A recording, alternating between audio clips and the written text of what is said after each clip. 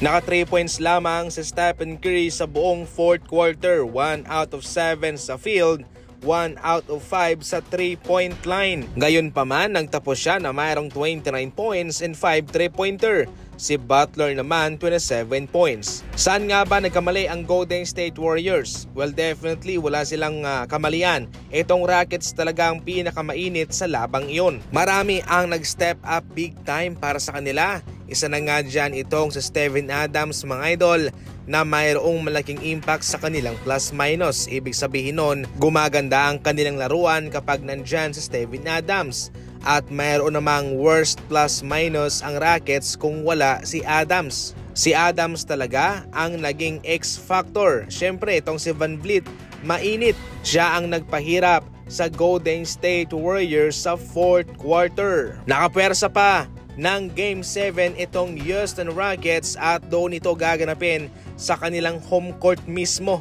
Ayon naman kay Stephen Curry, bigyan natin ng credit itong Rockets sapagkat maganda naman ang kanilang naibibigay na performance laban sa kanila. Hindi ito basta-bastang laban, mga idol, at impressive ang ipinakitang performance nitong Rockets laban sa kanila.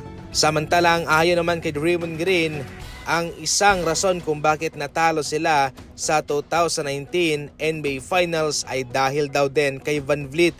Kaya hindi ito yung unang pagkakataon, mga idol, na nahirapan sila kay VanVleet. Hindi ito yung unang tsansa na sila'y naglaban, na sila'y nagharap. Mayroong pamilyar na nasa sense itong Golden State Warriors sa ngayon. Ngayong itong si VanVleet ay nasa Rockets. Ngayon pa man, walang dapat na ikabahala itong mga fans ng Golden State Warriors sapagkat positibo ang laging performance ng Golden State Warriors sa Game 7. Sa madaling salita, mataas ang kanilang tsansa na manalo pa rin sa Game 7, mga idol. Para sa Rockets naman, heto na yung kanilang tsansa na ma-upset itong Golden State Warriors sa Game 7 dahil hawak nila ang home court advantage at yun ang kanilang malaking kalamangan. Ngunit ang malaking katanungan din sa ngayon ay kung kanila bang mapapasan ang pressure sa kanila. Dahil sa mga ganyang punto ay kabado ka na, kinakabahan ka na, mga idol, kaya mahirap din talagang magpa-apekto sa pressure. Para sa Golden State Warriors, hindi na sila bago sa mga home court advantage. Kasi mayroon silang mga labang na ipanalo maski man sa home court ng kalaban. Kaya ngayon, isa itong magandang laban at pinakamalaki para sa dalawang kampo.